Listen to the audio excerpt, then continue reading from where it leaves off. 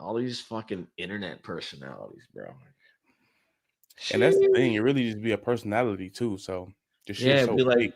a persona. Like, it's just who are these niggas? Who are these niggas? You gotta act a certain way. Yeah, Man, you supposed to get lit off being yourself. just be you, man. Everybody else is already taken, bro. Just be yourself, and it'll all work out for you. I think, unless you a ugly motherfucker, or if you like 5'3", it's an uphill climb, brother. Just respectfully. But yeah, I mean, you might be all right. You'd be all right, though. Man, Man, you ain't. Sheesh. The internet, man. What a place. What a motherfucking place. It's crazy. If you're joining, please make sure that you like the video. like, comment, subscribe. Ain't that supposed like, comment, subscribe on the Like, video? comment, subscribe. Like, comment, subscribe. Like, comment, subscribe. And Yeah, yeah, I'll yeah, catch you on the next one. yeah, Peace. yeah. Catch you on the next one.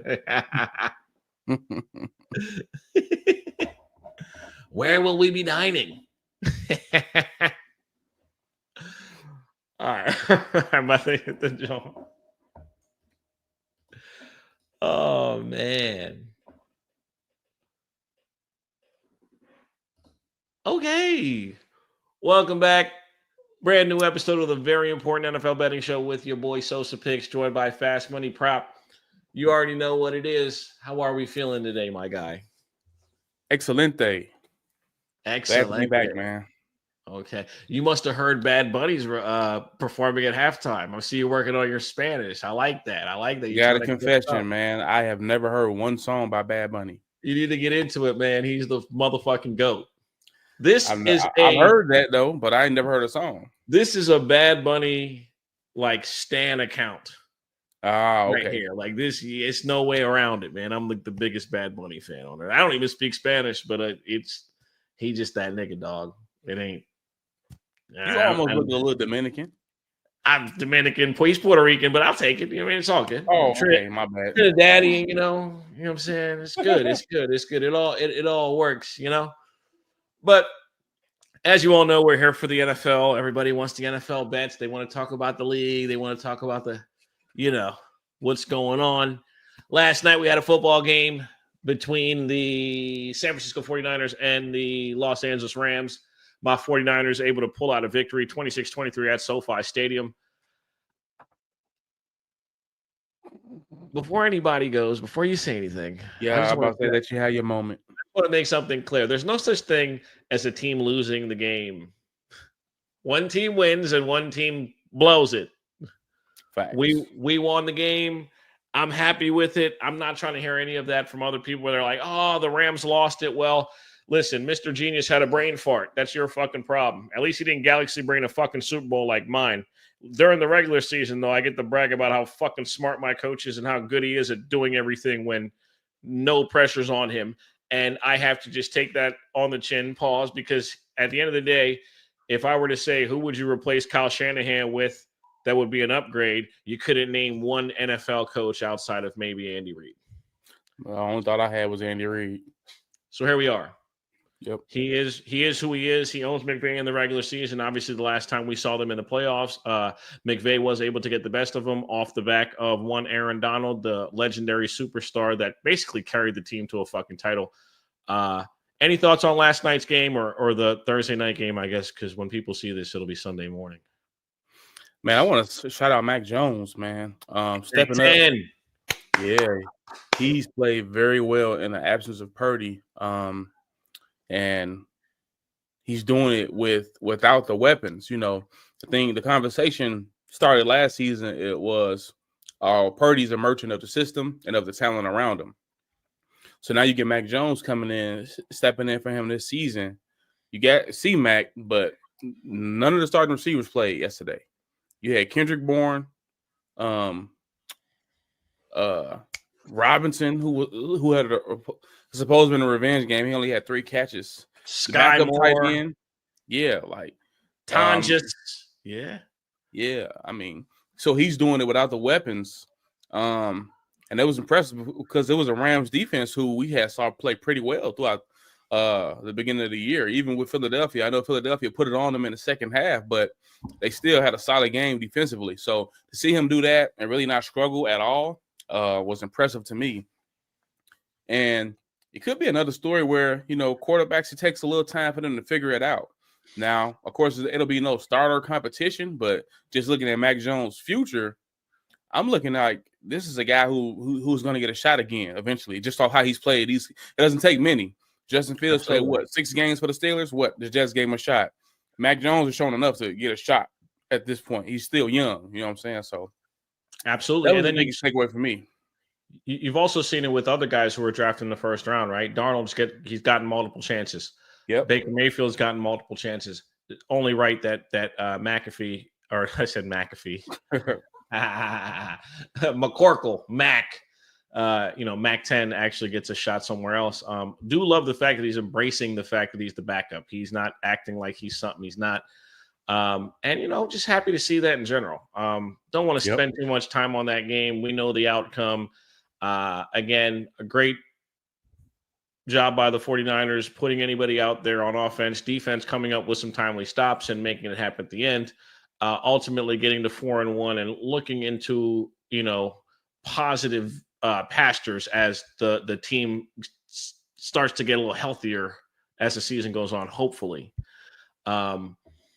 With that being said, we're going to go to the first quarter takeaways of the season. Obviously, we're 4 weeks in, entering week 5. We got teams on bye weeks finally. We got 4 teams sitting it out this week. We got another game in Europe. We got 2 more in Europe for the next 2 weeks. And then it's, regularly scheduled programming with all the byes.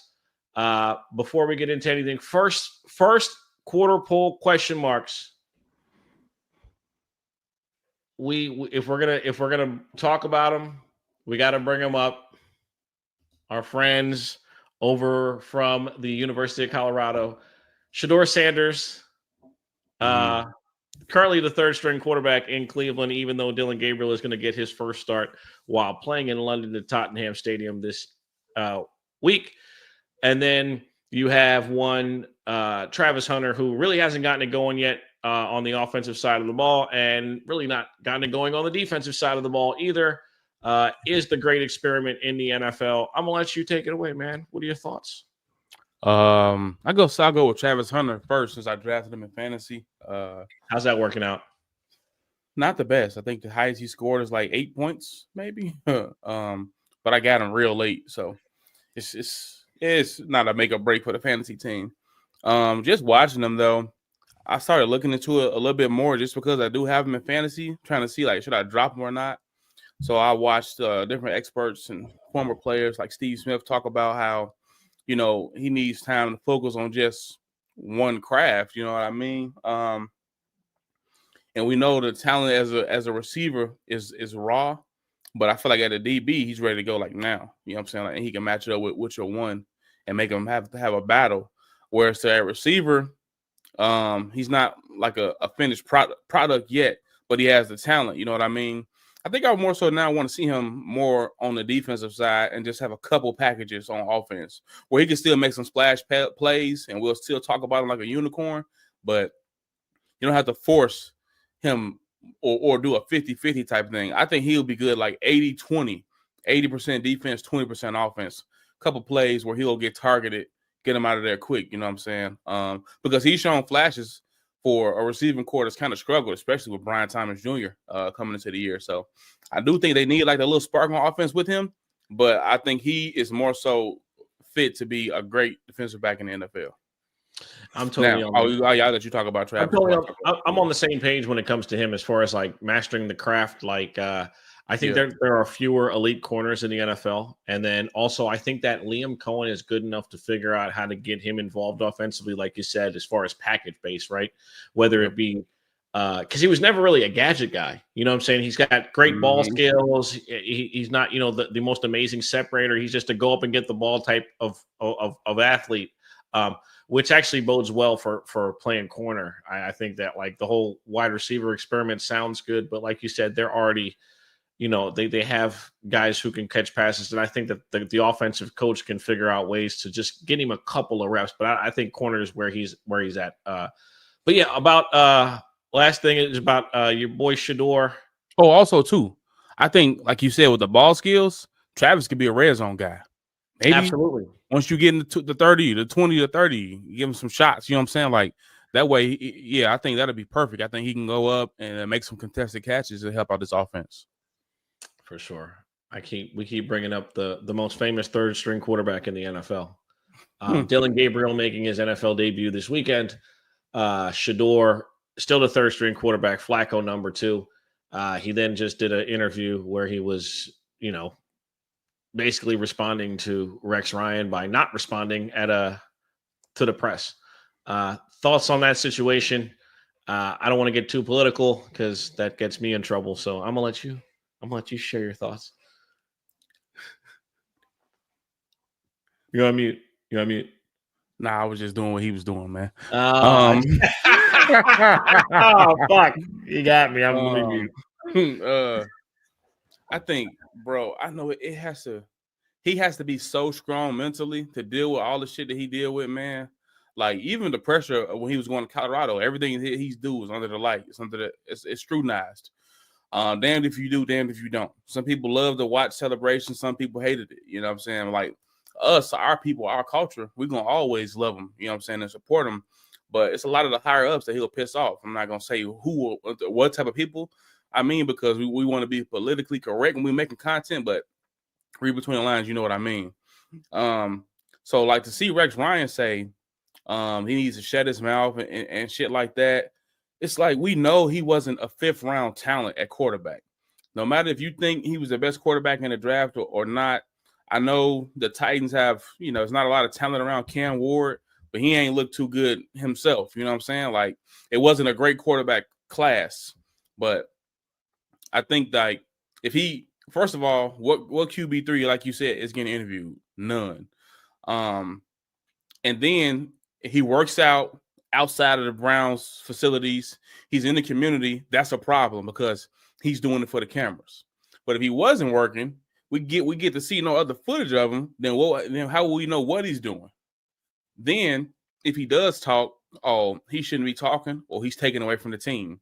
Now when he fakes talking and does the mime shit, it's still a distraction and taken away from the team.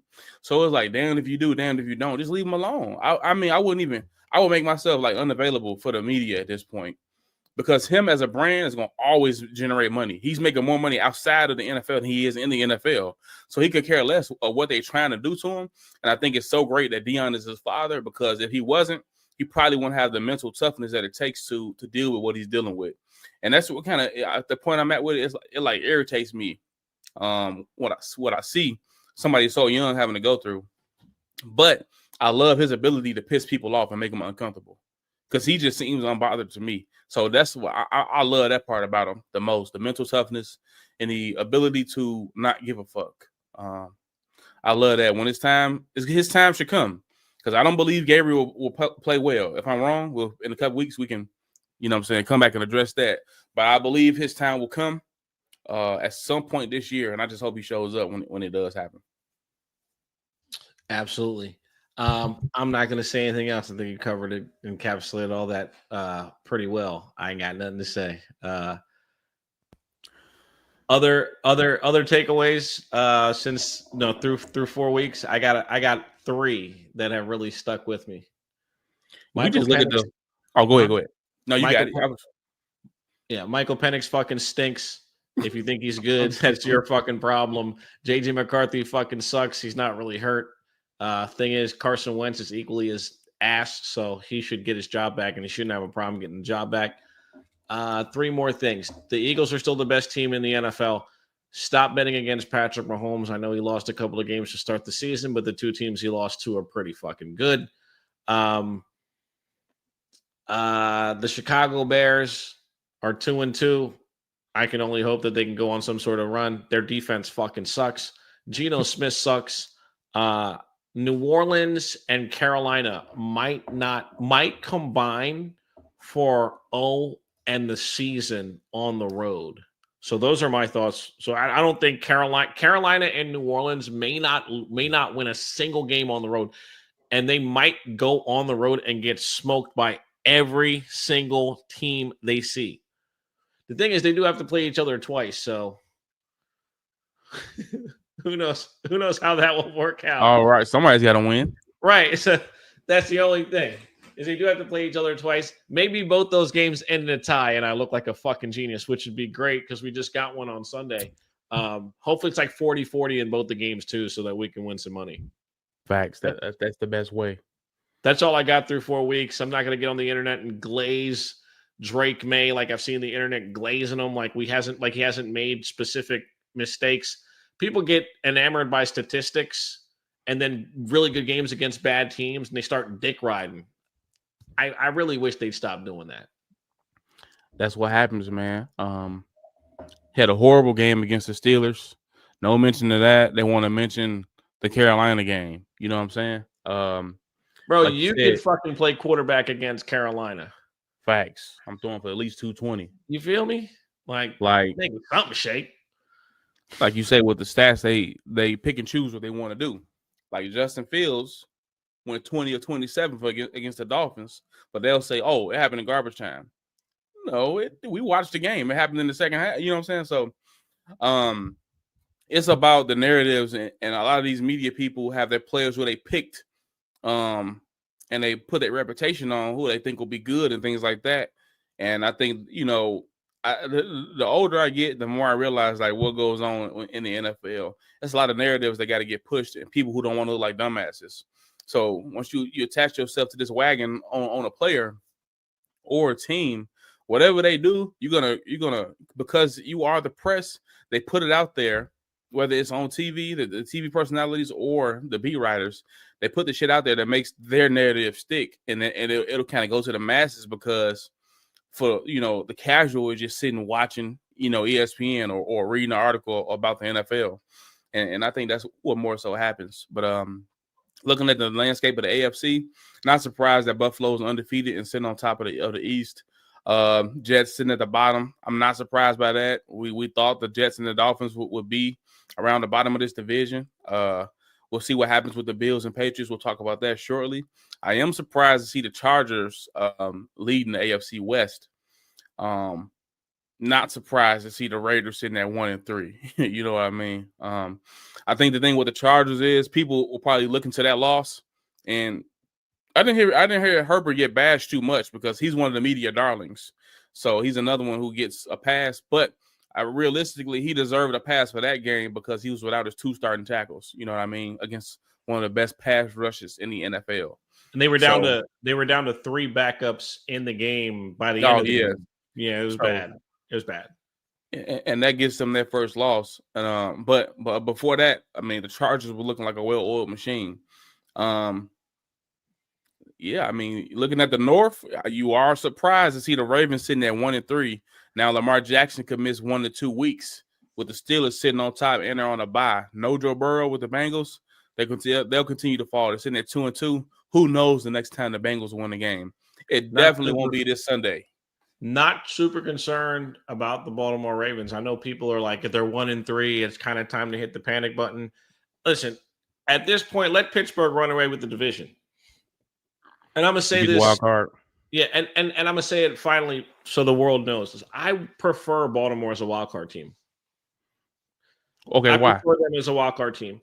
I prefer them to have zero pressure on themselves. Winning 15 games and going out there and into a playoff situation where you're like the resounding favorite, have some adversity, battle some adversity, work through the season, fight your way back, get to 10 wins, 11 wins, and still give yourself a chance at the end of the year when Lamar, because Lamar's been outstanding. He had a couple of bad plays against Kansas City. Obviously, he's going to miss a week or two.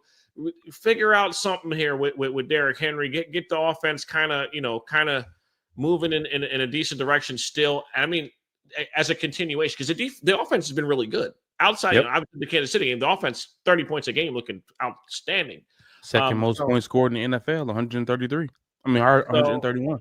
So exactly. So again, my thought process is I'm not ready to sell on the Baltimore Ravens. And something you mentioned that's very important. You got Cleveland and Cincinnati with a backup quarterback in the division. You know, I love Aaron Rodgers. Everybody knows that, but you know, it's a got to show me situation. They're also banged up on that defense. They got players in and out of the lineup, guys missing time. Jalen Ramsey doing the fake hamstring celebration and then actually hurting his hamstring is also very, very insane overseas. So, but yeah, we're 4 weeks in, but we know why the people are really here. They're here for week 5. Yes, you know indeed. what it is. We're going to get into a couple of games that might not be amazing on paper, but I definitely believe have some betting value and just opportunities to make the people some money. First game we're going to get into is the Miami Dolphins taking on the Carolina Panthers. Everybody knows what happened on Monday night.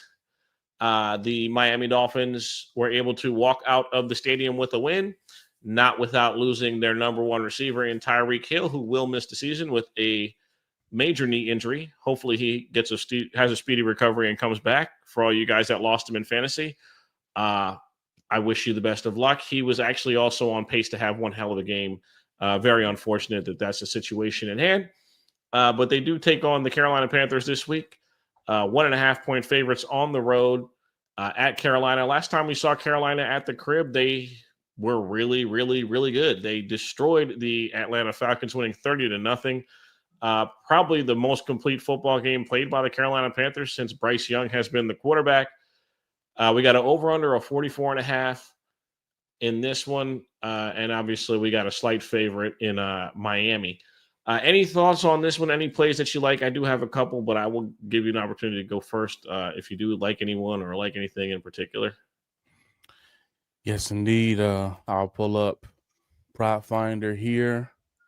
I think I'm more so like a couple touchdowns in this one to look at for the Miami side. So, like you said, no Tyreek Hill. If you look at the here, the Panthers are giving up the 6th most rushing yards per game to running backs at 110. Hold on, I'm sorry. The Panthers are giving up, the 6th most. Both teams are giving up 110 rushing yards per game. So they're tied at 6th. And then if you look at tight ends, they're giving up the Panthers giving up the 2nd most receiving yards per game to tight ends, and they've given up 2 touchdowns. 3 rushing touchdowns allowed to running backs for Carolina, which is the 8th most allowed. So I'm looking at and then they also have allowed the 11th most red zone carries for running backs. So I think it's a spot where Darren Waller could get into the end zone again. I want to show them his line.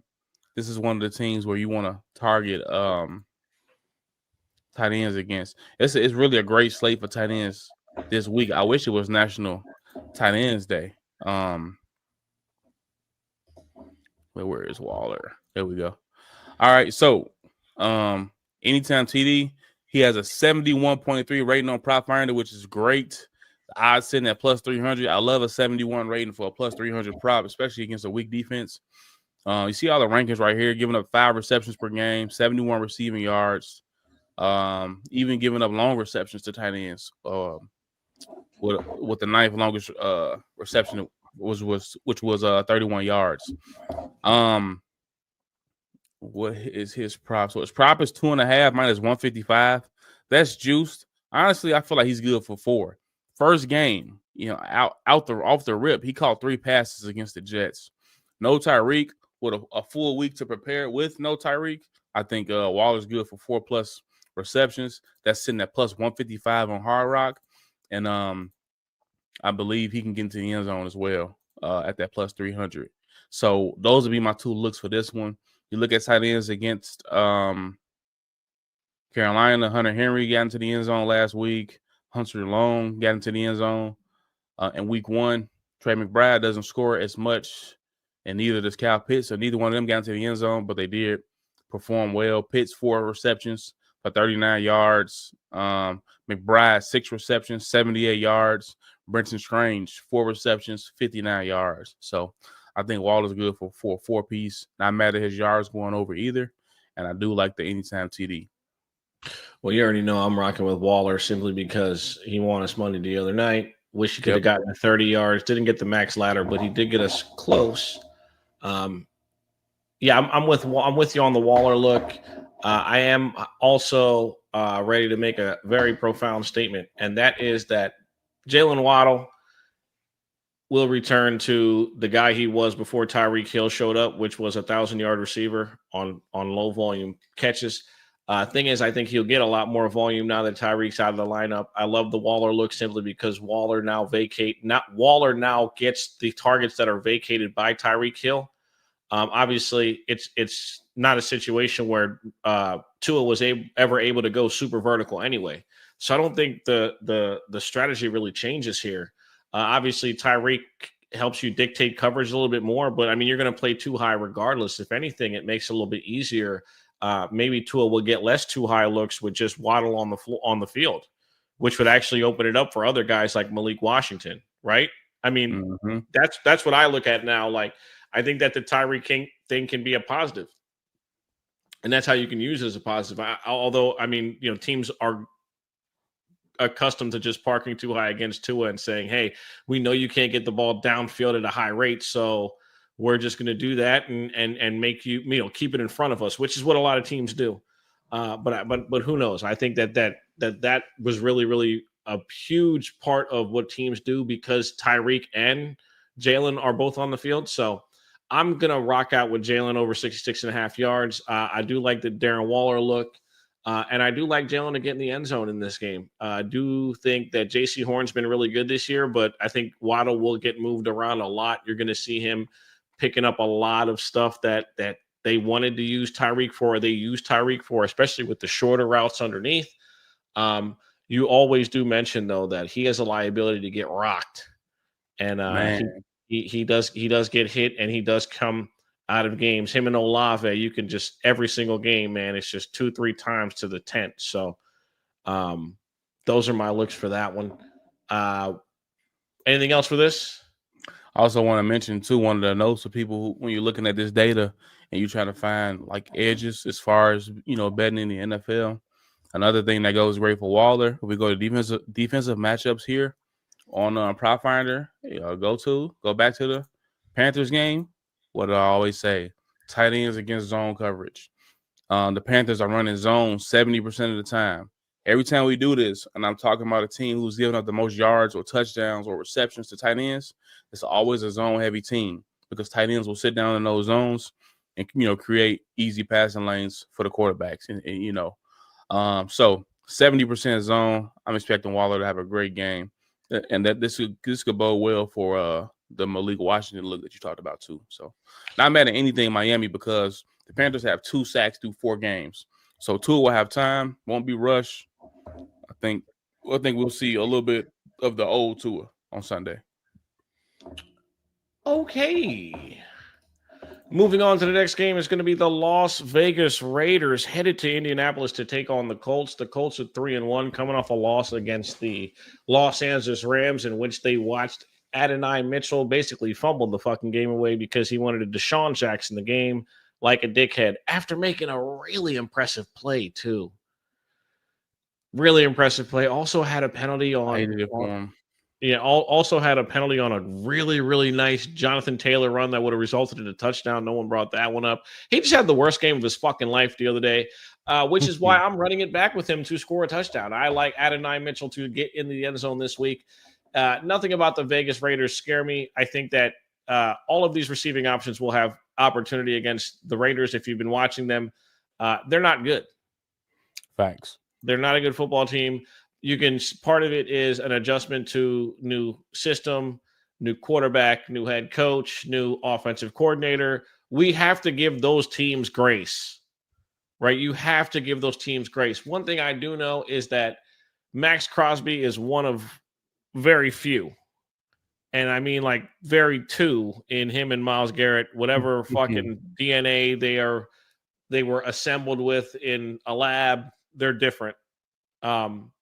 On the Vegas side, Again, would love to see him end up in like Detroit or just somewhere where he can fucking win. It's really, really tough watching him in Vegas just simply because they're not winning.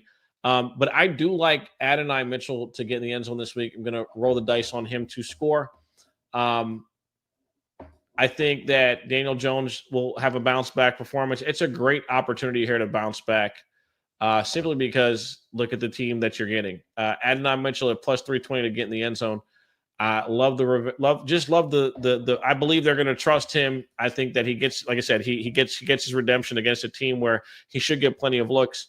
You should be able to go vertical against Vegas all day long if you want to. Not opposed to Tyler Warren having a good game. Not opposed to Jonathan Taylor having a good game. Although, the Raiders have done a decent job against the run thus far this season. So I'm not ready to just say, they'll get ran on by JT, but JT should perform well. And I also think that both teams have an opportunity here to get points. I do have a strong lean to taking Vegas with the 6.5 this week.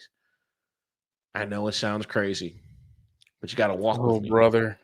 You got to walk with me on that one, And like in this game, like I said, we're just going to do the short, long shot with Adonai Mitchell to get in the end zone, just a belief and trust that he will have opportunities. And, they have other receivers that are in and out of the lineup, which always helps. Yes, sir. Speaking of receivers, in and out of the lineup, W live by you. Back in the lineup, Alec Pierce, fresh off the concussion. The prop you see on your screen is the longest reception. He is a longest reception GOAT. Looking at the line being at 17.5, he is over in 8 out the last 10 games and in 5 straight. No matter who plays quarterback, too. Facts. You know what I'm saying? And right now, you're seeing his numbers against zone last season because the Raiders do run a good amount of zone. 46 targets against zone compared to only 16 against man. 27 receptions against zone compared to 8 receptions against man. He had 7 touchdowns last season. 5 of them came against zone. Okay. Yards per route run, 23.4. The deep threat, man. And then you switch to this season, Vegas went from zone 58% of the time to 75% of the time almost. So I do like Alec Pierce to get his first touchdown of the season this week. I'm not mad at the AD Mitchell look either. Pierce, a little shorter of a line, seeing plus 265. Maybe better somewhere else. I don't see the FanDuel line here. It's only plus 220 on FanDuel. But my favorite look is going to be the longest reception over 17.5. It has an 80 prop finder rating. You look at the receivers against Vegas this season. Rome Odunze had a 27-yard touchdown. Terry McLaurin had a 56-yarder. Luke McCaffrey, 43-yarder in the same game. Keenan Allen, 25-yarder. Quentin Johnson, 60-yarder. Trey Harris, 24-yarder. Lad McConkey, 19-yarder. 4 guys went over this number in the same game. In week 2, then Butte had a 24-yarder in week 1. So the Raiders have been giving up explosive plays. I like Pierce to get back. And it was no physical injury, you know what I'm saying? Nothing wrong with the hammy or nothing like that. It was a concussion he was held out for. So he should be right back in the mix this week. He was second in target share before he got hurt too. So I like him to get active. The receptions at 2.5, I'm not mad at it either. He was coming off a back-to-back 4 reception games. The 2.5 receptions is plus 120. Definitely work for sprinkle. 70 PF rating on that too. But can't go wrong with Pierce, man. My favorite look, longest reception. Then I go anytime TD. The third look for him will be the 2.5 receptions, or you can take the 2+ as a parlay piece. But he's my favorite look in this one. For sure, man. Indianapolis. I have no looks on the Raiders side because Geno Smith interception, bet it live. There it is. Moving on. Next game we're getting into is the game of the week. Just kidding. It's the Cowboys traveling to New York to take on the Jets. We got the Cowboys laying 1.5 at MetLife. Where do we start with this one? expecting points. Both defenses have been fucking terrible. Yes. The Jets offense has been able to move the ball, but they turn the ball over, which has caused them to look pretty shitty on paper. And over under a 47.5 lets me know that they believe that there's going to be points in this game. I am very much inclined to believe in all things Garrett Wilson in this football game, whether it be his receptions, whether it be his yards, whether it be him getting a reverse, whatever. They're going to get him the ball a multitude of times. Also, your man's Breece Hall. I mean, if not now, then when? Facts. I know Dallas's defense has been pretty solid against the run. Obviously, we saw an elite back last week. Get a little bit of love against them. However, I gotta believe that Breece Hall asserts himself in this game in some capacity in the receiving game. Not mad at his rushing and receiving total combined.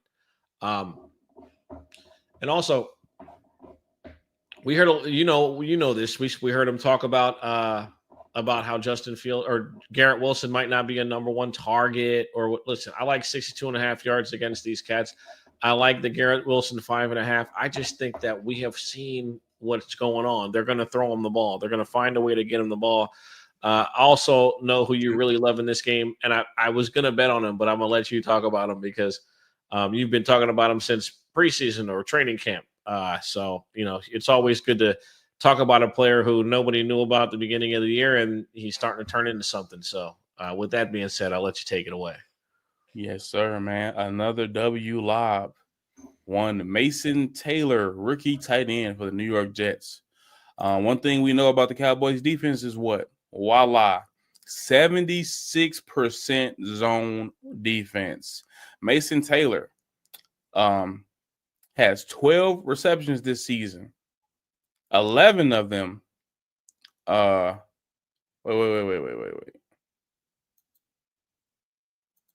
Hold on. 5, 9, 10, 11. Okay.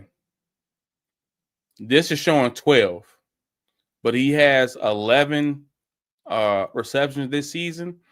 All 11 of these you see here have come against zone coverage. All of his yards, everything is against zone. And why is that? We take tight ends against zone coverage.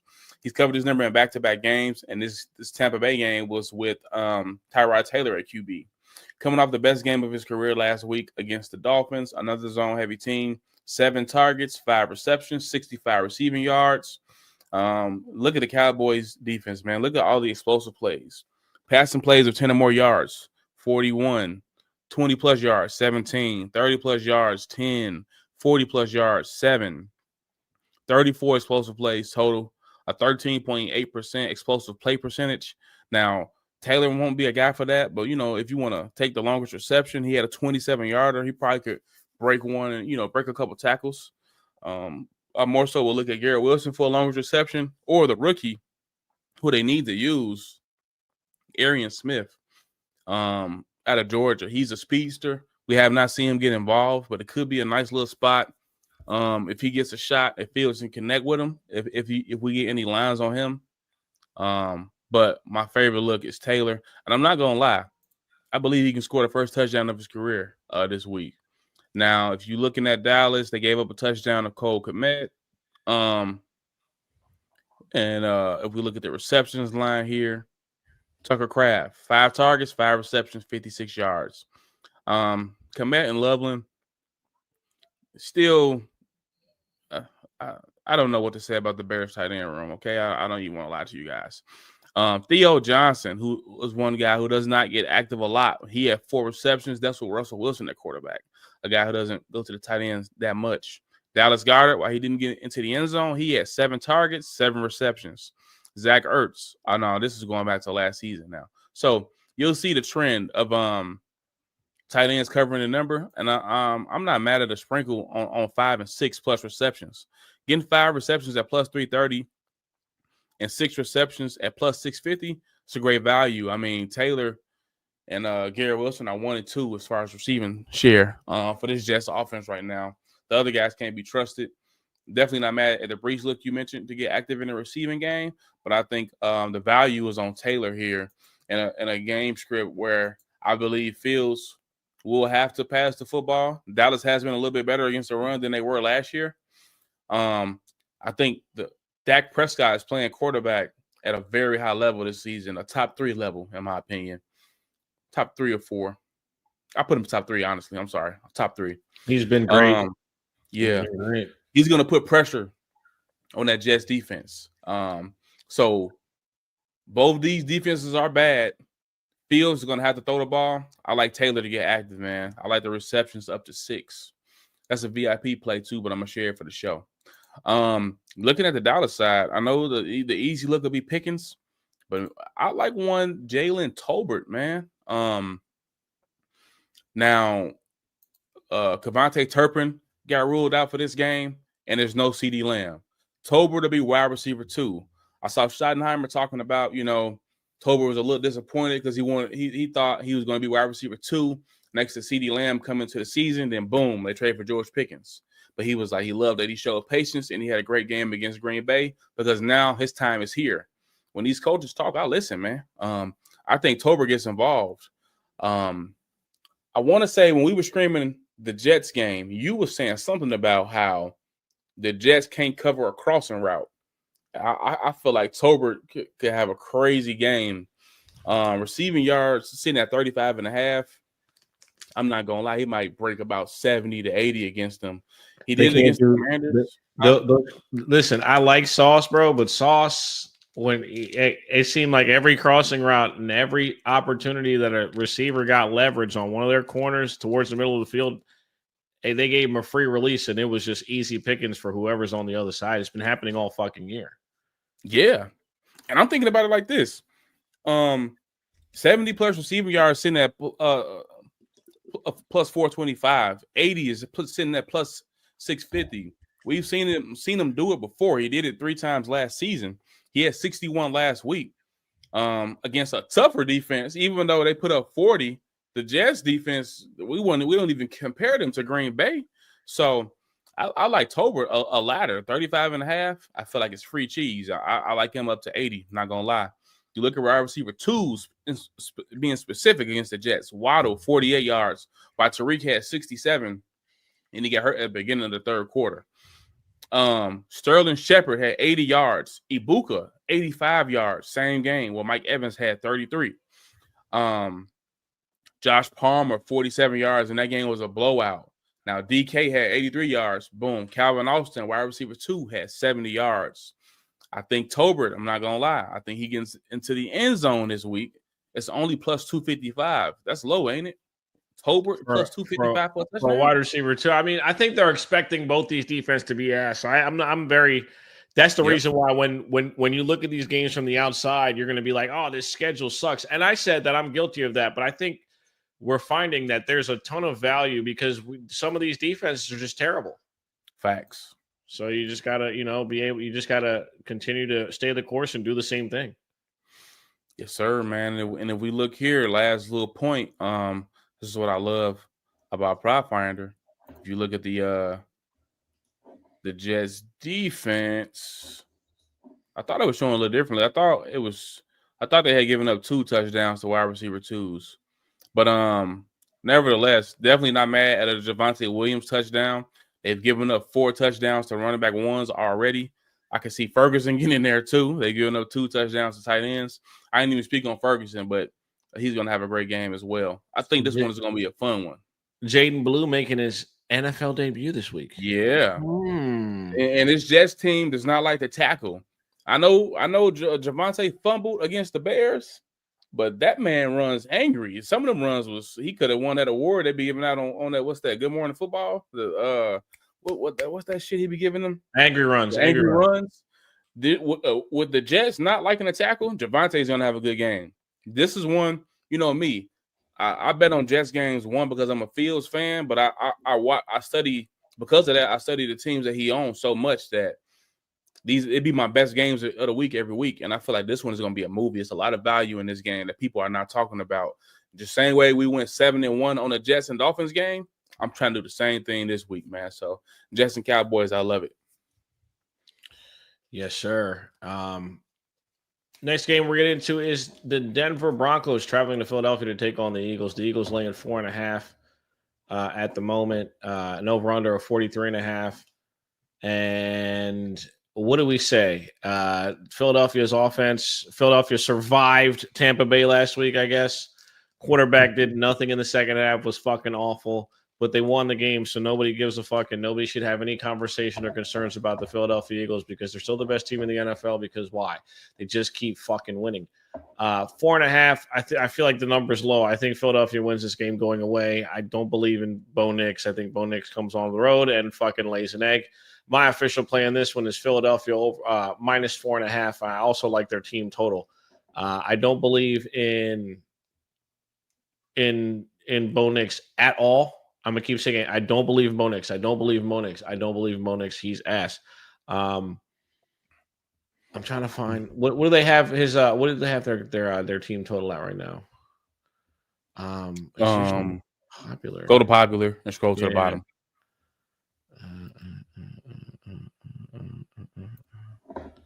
Jesus Christ. Scroll to the bottom, eh? There we go. Philadelphia total points over 24.5. Listen, this is going to be similar to when Denver went on the road to Indianapolis. I don't think that Denver is going to be able to just stop them at a high level. I know we give the Denver defense a lot of credit.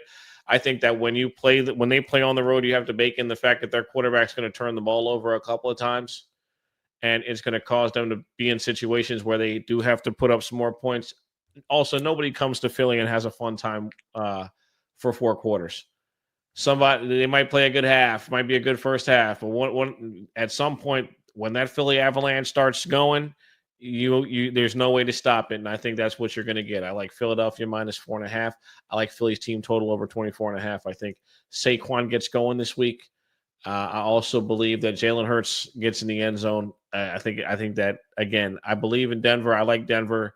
But when Denver went on the road against Indianapolis, that defense showed me that there are cracks and there are ways to get down the field against that defense. It's not like this impenetrable force. Also, just for reference, who has Denver beaten this year? So they beat the Bengals. Now I gotta look it up. Yeah, week 1 they had the Titans. Easy work. Okay, who'd they beat so far? Just asking for the class. Broncos. They beat the Bengals, the Titans. That's it. They 2-2. Okay, and they lost to who? Lost to the Chargers and lost to the Colts. They got robbed. They got fleeced against the Colts, but again, man, nothing impressive about that NFL team over there in Denver to me. I think their quarterback sucks. I think that's what they're going to be able to do is beat bad teams, and I think they're playing a good team this week, which means they'll lose. I'm not getting into a bunch of props. Probably get something closer to the game. I just don't. Who's Surtain going to get? AJ Brown for the whole game. We're going to see AJ reading a book on the sideline. And we'll just see Saquon just running down the sideline and just killing. So, like I said, Philadelphia's team total, and give me Philly minus 4.5 at the crib. That's my final answer. Your thoughts on this one? Any place that you like? Anything that you're betting or looking to bet? Yeah, I was kind of conflicted on this one. One, giving respect to the Denver defense, and then being honest with how bad the Philadelphia offense has been all season. Bottom 5 in total yards. But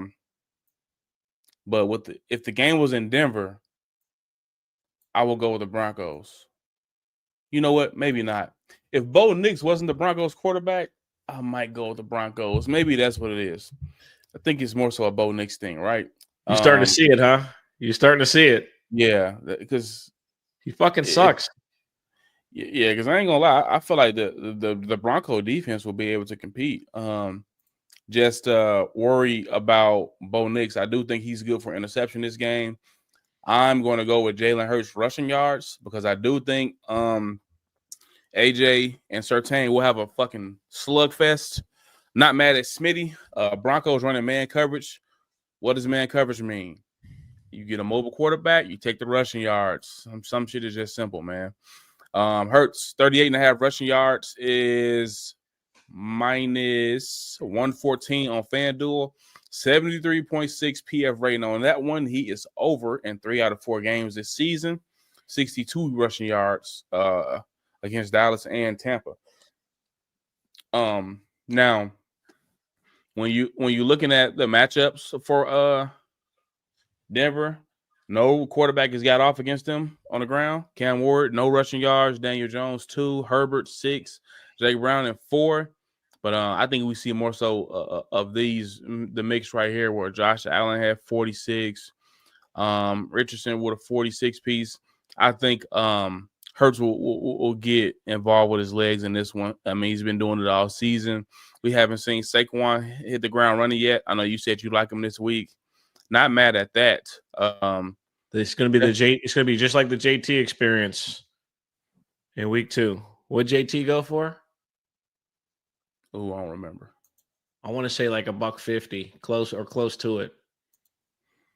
Yeah, Hurts had his touchdown streak broken too. Definitely like that to start back. It's minus 105, so nothing crazy. Could be good with a lay, or you could parlay his rushing yards with the touchdown. But my favorite look will be his rush yards. I do want to look at Smitty right quick and see his numbers against man. Just real quick. Yeah. All right. JT went crazy. JT went crazy in that game. I want to say he went for like 165. Damn. That's what I'm saying, bro. I'm telling you. That's what it's going to say. It's a Saquon day. It's a Saquon get right. I'm telling you. I think it's the Smitty get right too. I ain't gonna lie, because one thing we do say we don't. Wide receiver ones have not performed well, except for I don't know who was wide receiver 1 in LA. Keenan Allen or Quinn Johnson. They both had good games against Denver. Jake Brown and that quarterback. I take that shit with a grain of salt. All these stats you see here for the Bengals. We go look here against the Chargers with a top quarterback. Quinn Johnson, 89 yards. Keenan Allen, 65. Both had a longest reception of over 20 yards. Quinn Johnson, 37-yarder. Keenan Allen, 20-yarder. Alec Pierce, who we're on already this week, had 68 yards against the Broncos with a longest reception of 44 yards. Pittman had 40. Josh Downs, 51. Titans with Cam Ward, not putting nothing into that, man. Smitty, longest reception at 19.5. That's almost like an auto play for us. He's over in 13 out the last 20 games. I like his speed to be able to get over the top of this defense. And I know I said I do have questions about the Philly offense, but I'm not mad at taking a star wide receiver 2 who could be a 1 anywhere else against this Broncos secondary. So I do like Smith to have a big play. I wouldn't be surprised if his longest reception ended up being a touchdown. So I like the longest reception. What's the TD? Plus 275. I'm actually not mad at that. Keenan Allen got the only receiving touchdown against them this season. Holy moly. Okay, let's just stick with the longest reception. But again, that's why I'm rocking with Saquon this week, brother. Yeah. Saquon we trust. That's he gonna have to come alive. Because listen, that's the thing. If he goes crazy, that Smitty catch will come. But I think that what you're gonna see is that Denver tried to do something in regards to stopping Jonathan Taylor. The thing about Jonathan Taylor that Saquon has is that home run hitting ability. He has the ability to go for 30, go for 40, and their front is good enough to get him those plays. His longest run of the day was 68 yards. Damn. Saquon's going to break one this week. Mark my words. He's going to break one this week. I promise you. If you can you pull him up on there? I'm about to pull him up right now. Yeah. Yeah, bro. Longest rush at 17.5. Hasn't gotten going yet at all. Teams are stacking the box. I'm telling you, man. They just got to keep giving him the rock. You can't tell me that JT goes for 25 for 165 against this offense and Philly don't try to get Saquon going. I don't see it, bro. I mean, Amarian Hampton had 70, Pollard 60. Saquon yards at 78.5. That's a line he had when he was on the Giants. All right, his shit was at 100-some yards last year. The Saquon get-right game at the Cribbo. He going to be doing that little, what is that, the hand thing where he scores? You know what I'm talking about? Oh, yeah, I don't know what that shit is. Yeah, I don't know either, but it looked cool. We know he scored every time. We got 3 more games to get into. Next game we're getting into is Bucks at Seattle. You got the Buccaneers taking on the Seattle Seahawks. Listen, I'm cheering for the Bucks as a Niner fan. I'm not going to lie to you. I wish this game could end in a tie as well. Currently, the line is at 3.5. The Seattle Seahawks are the favorite right now. Tampa Bay coming off a tough game in which they lost to the Philadelphia Eagles. And Seattle coming off a win, I believe. Who'd they beat? The Saints. I mean, the Cardinals. Yeah, the Cardinals. Yeah, they beat the Cardinals on Sunday night or on Thursday night. Thursday night, yeah. Couple things in this one that were interesting. Cade Otton has scored a touchdown in each of the Buccaneers' last 3 home games against teams on a winning streak. Some little tidbits. Cooper Kupp has scored at least 1 touchdown in 4 of his last 5 appearances against the Bucs. Each of the last 2 games between the Buccaneers and Seahawks at Lumen Field have gone to overtime. Game to go to overtime is plus 1,500. In each of the last 4 games between the Buccaneers and Seahawks, the first touchdown has been a Buccaneers touchdown. Okay. Kenneth Walker III has scored at least 1 touchdown in 4 of his last 5 appearances as a home favorite. Rachaad White has scored at least 1 touchdown in 6 of the Buccaneers' last 7 games as underdogs, and that was with Bucky Irving playing. Crazy. That's crazy. Sam Darnold has not thrown an interception in his last 5 games at Lumen Field, and the Seahawks' last 7 games at home as home favorites has gone over the total point line. The total point line is at 44.5. The Buccaneers has covered the spread in 9 of their last 10 games following a loss. And the Buccaneers have won the first half of their last 5 consecutive games against the Seattle Seahawks. For the people that give a fuck about that sort of thing.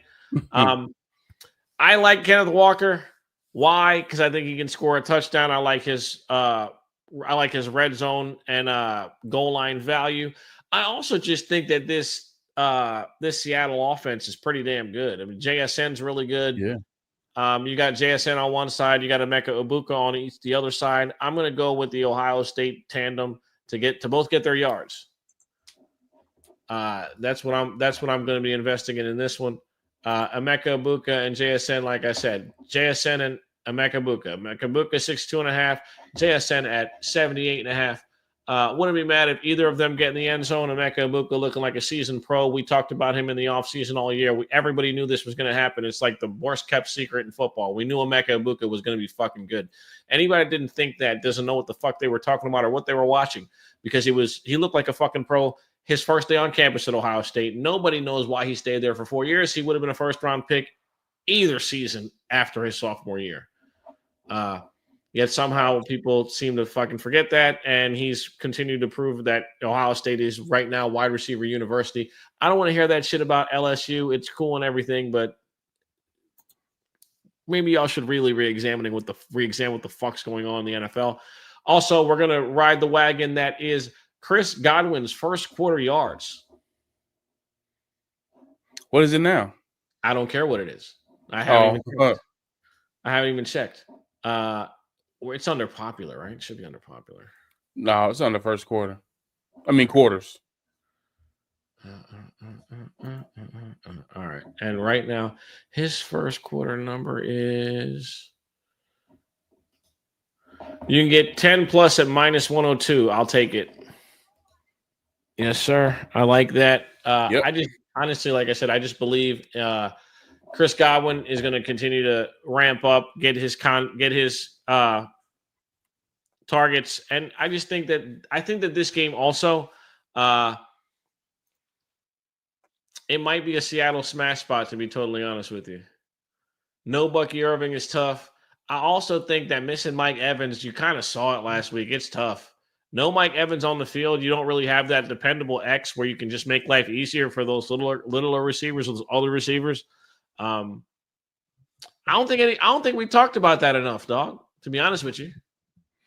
Yeah, I mean, I don't feel like we discussed that enough. Like no Mike Evans, and that offense really wasn't that great. Like they had a couple of bombs. Like Bucky had the bomb down the left side, and then Emeka Egbuka had the one bomb where he threw it over both defensive backs. But I think that this offense does miss Mike Evans, and I just think that Seattle's defense is starting to trend in the right direction. Yeah, I ain't gonna lie. I mean, you still had two people over 100 yards in a receiving game.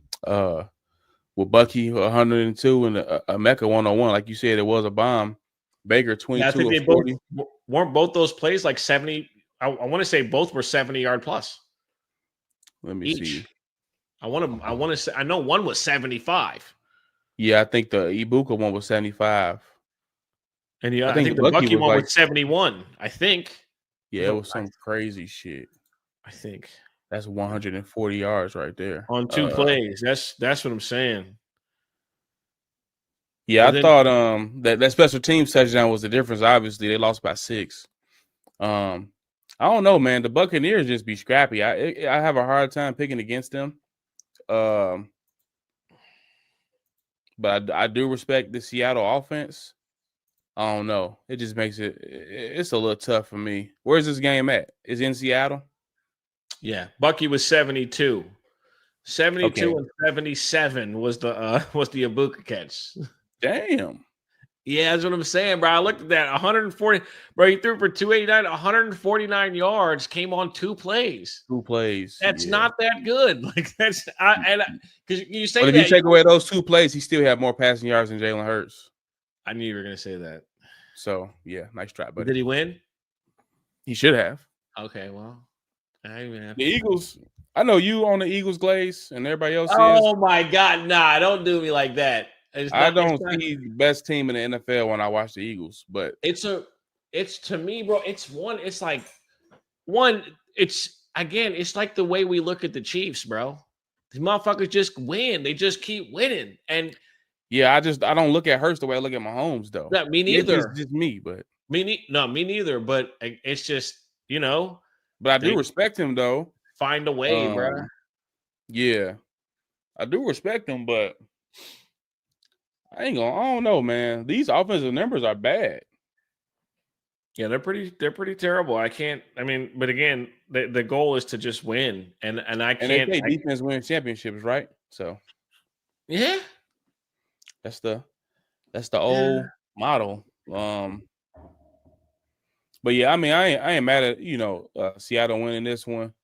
They do have 2 quality. Wait, how many quality wins? They beat the Steelers. And who else they beat? They beat the Cardinals. Trash. Oh Lord. Hold on. They beat the Saints. Oh yeah, they're really good, aren't they? They beat the Saints, Steelers, and Cardinals. They didn't just beat the Saints; they beat shit down the Saints' leg. Yeah, and it was all in the first half too. Yeah, it was bad. Yeah, they beat the fuck out of them incessantly. All right, I was going to say, you got anything in this one, or we I do have a prop in this one. I'm not mad at the Godwin look. I think he'll get more involved in his second week back. But I'm gonna go Rashad White in the receiving game, over 3.5 receptions. This is him without Mike Evans. So a touchdown in 3 out of the last 4 games. But then you go look at the reception throughout the last 4 as well. His receiving line is sitting at 3.5. He only missed it against Kansas City. Seattle running 62% zone. That's also good for running backs when we think about zone coverage too. So Trey Benson had 5 receptions. Kenneth Gainwell had 3, while Warren had 4 in the same game. Kamara only had 1. The game was over in the first half. Christian McCaffrey had 9 receptions on 10 targets. So I think Rachaad White will get active in the receiving game. He did have 4 last week. And now it's no Bucky. Bucky still played throughout the entire game last week. So now with no Bucky, I think that let me take that back off. I think White is in line for a great game. We can't even get numbers without Bucky over the last 20 games now. So I can't even show y'all that. But White has always been one of the most trusted receiving backs for us. And then Bucky came and kind of stole the show. I think he'll get more involved this week in the passing game. You look at him last year against zone coverage. He had 51 receptions last season. 34 of those came against zone. 3 touchdowns as well. So I like Rachaad White to get into the end zone, and I like the over 3.5 receptions. I didn't have a look on the Seattle side this time. Okay, yeah. Like I said, Kenneth Walker would be who I'd want. Obviously, taking a running back against the Tampa Bay Bucs is very volatile and scary, and you kind of have to be prepared for that. But I do like for him to get in the end zone. I don't think that it's going to be like some foregone conclusion that the Bucs just shut him down for the entire game. Next game we're going to get into is the Commanders taking on the Chargers. Jaden Daniels back healthy, cleared to play, going back to L.A. Everyone knows that's where he's from. Him and C.J. Stroud from the IE. You got the Los Angeles Chargers laying 2.5 with an over-under of 47.5. Both teams coming off of L. Washington having lost to Atlanta, and the Chargers went on the road last week and lost to the New York Giants. In this game, I am rocking with the over, but I am going to wait till I see Jaden Daniels play at least his first drive. I don't really care if he scores or not on the first drive. I got to make sure he's mobile.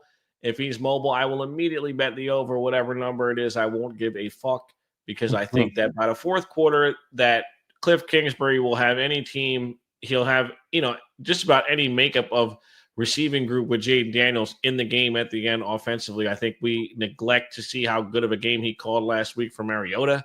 Obviously, the Atlanta Falcons were able to figure it out and win the game at the end. However, I was very impressed with the way that the offense functioned without Jaden Daniels, which lets me know that the play caller is in full command and is putting the quarterback in advantageous situations to be successful. It's stuff like that I feel you have to pay attention to, especially when wins are at a premium when your backup quarterback is on the field. Now, they didn't beat Atlanta, but the week before when they needed their backup to step up at home against the Raiders, he took care of business. So shout out to Mariota holding down the fort while Jaden Daniels is gone. That's a big deal in the NFL, something we don't speak about enough about. In this game, I'm going to rock with a bounce back spot. Ladd McConkey, where the fuck were you last week, bro? I don't know where you were. I feel like everyone and their mother is starting to hit the panic button on him because of his performance last year. I need to tell people, listen, when you perform well in your rookie year in the NFL, teams are going to find ways to take you out of the game. It's that simple. It's not a matter that he's fallen off of a cliff or he's not getting open. I would urge you to watch the game. Teams game plan much differently for him, and they're willing to take him out of the game and say, hey, you're going to have to beat us a little bit more vertically with the Keenan Allen, or you're going to have to play the short tempo game, or we're going to just put you in a situation where you're going to have to run the ball. Marion Hampton's a perfect example. Last week looked like fucking Barry Sanders. Facts. I mean, what he averaged like 10. Felt like he averaged like 10 yards a carry almost. It felt that like. Crazy. Again, this is a Ladd spot to me. I think that the receiving cores and guys who are labeled the number one can perform well. Ladd McConkey 56.5 yards. And his receptions. I think you coming off a one target game, 4.5. When's the last time we saw 4.5 on a Ladd McConkey name? Probably week 1 last year. Okay, my point exactly. And look at this, 4.5 catches and 56.5 yards is minus 111. You're not even getting really great value there at all. So I'm on a Ladd McConkey bounce back spot. Also, wouldn't be surprised if Marion Hampton kept it rolling. I think we saw last week that something that can really give this Clippers. I see LAC. I was about to say the Clippers. The Chargers. Something that I think can give this Chargers defense big problems is a mobile quarterback, a special dynamic force in a Jaden Daniels. Definitely tips the scales for you offensively when you're, the Washington Commanders. He is a special talent. We saw that last year based on his performance during his rookie season. Other than that, I think we can. I'm gonna let you talk about that guy because I think I already know who you're going to be betting on because he's already made you money a couple times this season. I don't really have to guess. I already know the answer. Because I study for the test. When you study for the test, you pass. Quentin Johnston also cannot be mad at anything with him when it comes to his longest reception. I'm slowly becoming a Quentin Johnston fan. I love the fact that players figure it out and they look really good. They justify why they were drafted high, and they make the people that said he fucking sucked, like I said, look like a fool. So shout out to him. Prop, your thoughts on this one? Any plays or props that you might be into for this particular ball game? So you think that my look was going to be Keenan Allen, don't you? No, I think it's going to be Deebo Samuel. Oh, no. For real? You bet on him like 10 times already. It's only 4 weeks in. I know, but it's actually this guy, Quentin Johnston. I think he can get 100 yards today. I mean, on Sunday. Well, today when they're watching this. Yeah, well, today. Receiver yards sitting at 55.5. I feel like the books have caught on to his longest reception because we was getting that at 17.5, and now it's at 24.5. But they're not getting the fact that he's being targeted all over the field. 13 targets against the Giants, 10 targets against the Broncos, 7 against the Raiders, 7 against the Chiefs. He is damn near the guy in this offense next to Keenan Allen, man. As far as the guy. He's the guy, bro. 79 yards, 71, 89, 98. He ain't had the 100-yard game yet. This is the defense. Remember, I texted you last week and I was watching. I said, bruh, the Commanders can't stop a nosebleed. Now, I know that Herbert is missing some linemen, but the Commanders are getting no pressure on the quarterback anyway. I think this is a get-back spot for the Chargers. I like them to win the game. I like them to cover the 2.5. And I like Herbert to get jiggy. I think Quentin Johnston can have his first 100-yard game of the season.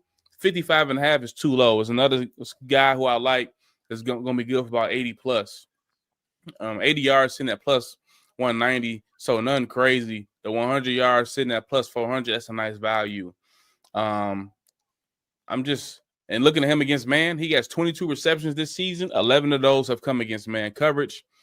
But they only run a man 52% of the time. So you're getting a good even amount of zone and man from Washington.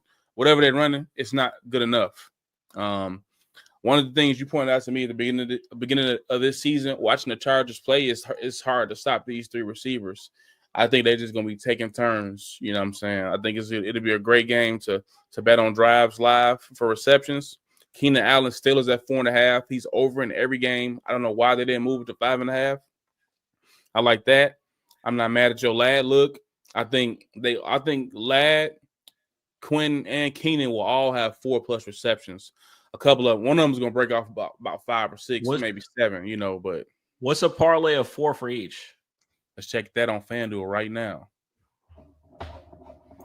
Can I see them? Can I see the FanDuel? Yes, they can. I'm gonna pull it up. I got it pulled up on mine. Yeah. What's the 4 for 4? What's the 4-4-4? The 4-4-4 lay. 4-4-4. Watch it be like plus 100. Right. Keenan's already minus 400. Yeah. Ladd minus 280. Yeah. Quinn Johnston be like plus 135. Oh man, that's pretty shitty. That's trash. Yeah, that's shitty for the 4-4-4, but it's like, man, it feels free as fuck, don't it? Yeah, it does. It might be. I ain't gonna lie, because I do agree with you with Ladd. What we've seen with the Commanders, they're struggling with guys in the slot. That's Ladd. I think this is the right spot for him. I also like QJ to get into the end zone, as well as Amari and Hampton. See, this is the reason why I'm liking the Chargers a lot. So if we look at receivers, right? Drake London, 110 yards. Mooney got banged up in that game, I believe. Jacoby Myers 63 yards, while Trey Tucker had 145. You see Bijan's line? You see what Bijan did to them? It was insane. Bijan had like 100 piece. All receiving. Yes, he had 100 yards receiving in the game. Shit is crazy. Look, Trey Tucker 145, Jacoby 63. Yeah, listen, Wicks 44. All them little guys, all them little dudes, little dudes. That's why Ladd is my guy. I like QJ, I like Keenan. I think they both are part of the offense, but it's a Ladd spot. It's a matchup that fits sneaky athleticism and coaches' kids. Facts. So yeah, I do like Johnson to get into the end zone, and then we look at Hampton here. Just look at the rushing yards. 65.5 is still not enough. 70 yards against Denver. This is the game where Najee got hurt. And then 128 against the Giants, who are a terrible run defense. Look at the outside zone runs. The Commanders giving up 5 yards per carry. Hampton averaging 5.7 yards per carry, where they struggle at. It's a match made in heaven. Algier, 51 rushing yards, while B. John had 75 in the same game. Genty, 63. Josh Jacobs, 84. Giants didn't have a running game to get the season going, so not taking nothing into that. I like Hampton to go over his rushing yards. I think his longest rush at 14.5 is also in play. Just look here. Algier, a 19-yard run. Bijan, 14-yarder. Genty, a 18-yarder. So, yeah, I like – and I think the ground game with Hampton getting going is going to open up the deep shot to Quentin Johnston to where he can get 70% of the yards I need on one play. So, we like – what's that, 4 charges we like? Damn. Yeah. Hampton yards, Hampton touchdown, Quinn Johnson yards, touchdown, and then you like Ladd receptions, and Keenan is not bad for receptions either, man. I mean, you can't go wrong with the Chargers offense against the Commanders. I didn't even look into Washington except for Jaden, but like you said, I was a little weary on the health, but we know the Chargers giving up the second most rushing yards per game to quarterbacks, so and I do like Jaden's rushing yards. And we've cashed multiple times with the quarterback they faced. So yes, it's like if we know a defense is doing it, why would we? I mean, the easiest bet last week was Jackson Dart's rushing yards. Facts. The easiest bet in week 2 when they played the Raiders was Geno Smith, and people were looking at us like we were fucking crazy to start. Yep. Facts. They giving up 8.4 yards per scramble. Jackson Dart 54, Bo Nix 33, Geno 20, Mahomes 57. Now Jaden's line is high because they know what's up. Yeah. His line is high because they know what's up, and also people got to remember they down to they running backs 2 and 3, right? So, if he's good to go, his rushing yards is going to be the play for me. Indeed. We're going to touch on the last game, but we're only going to be very brief, and we're only going to pick a side or one quick prop. It is a Sunday night game. You should be back on Twitch for this one. Yes. Okay, and we all know what the game that is. It is the Patriots taking on the Buffalo Bills, the Cuffalo Bills. Yeah, we didn't talk about that Detroit Lions-Bengals game because fuck it. Nobody wants to talk about that bullshit. Listen, we got a old backyard brawl. We got a divisional matchup that I think is going to actually have some flavor this year. It ain't just going to be a Buffalo walkthrough. Okay. I'm going to just tell y'all right now, I like New England with the 8.5 points. New England's defense is a completely different situation when Christian Gonzalez is on the field. When you understand the importance of one singular player and one guy that can really make a difference and take one side of the field away and change the game immediately, that is Christian Gonzalez. Y'all need to put some respect on his name. Y'all, I mean, people who don't know what the fuck they're looking at when they watch defenses play in the NFL. He completely changes the entire ball game for the New England Patriots. If Gonzalez is good to go for the whole game, New England easily covers his 8.5, and I give him a chance to win the game. Drake May wants to make anybody a believer. He has to come out and compete against the Buffalo Bills. This is the biggest game in Mike Vrabel's head coaching tenure thus far with the New England Patriots. One thing he knew when he played for them is that they beat the Bills every time.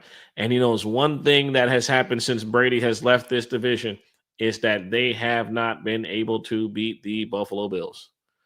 The Bills have been putting it on them for the last 5 years. This is the biggest moment in Mike Vrabel's short tenure as the head coach of the New England Patriots. And I believe that they will be able to fight within the 8.5. And also give me Hunter Henry anytime touchdown. Because fuck it, why not? He's gonna just be in the end zone. That's just what he just is. He's a number one target. Shout out to Diggsy. Got active last week. He's figuring it out. He's starting to understand it, right? Yep. Has hearing some weird rumors about him on the internet, but he's still performing on the NFL. He's still performing on the football field. Yeah, hearing some very weird things about him off the field, though. Facts. Very strange things. Yeah. So I'll get into mine. I'm agreeing with the tight ends. I do like Henry. I was looking at the 3.5 receptions just because Buffalo runs zone at such a high rate. I got Kincaid pulled up here. We see touchdowns in 3 out the last 4 games. What you notice, it's in every home game. Kincaid at the crib, he finds a way into the end zone, man. The last 5 home games. Well, this is just this season, 3 straight. What I was noticing was when you look at him at home for a touchdown, he always gets it in the first half, except for last week. I think he scored in the second half. But his TD is sitting at plus 250. I like that. New England 50-50 with zone and man, so no big edge there. But I like Kincaid to get into the end zone because that's what he's done at home all year. I was looking at Henry. Here it is. Buffalo running zone almost 71% of the time. Henry, 10 receptions against zone compared to 4 against man. And the TD he scored in back-to-back games now, plus 245.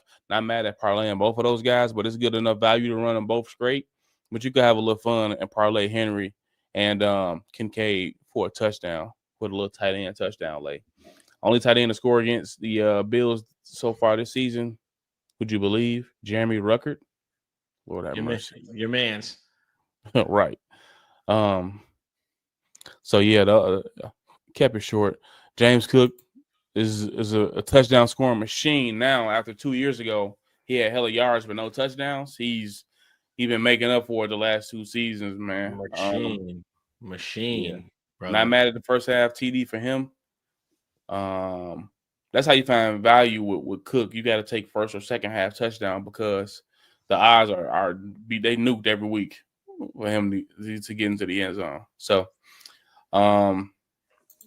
yeah, minus 170. Look at this, y'all.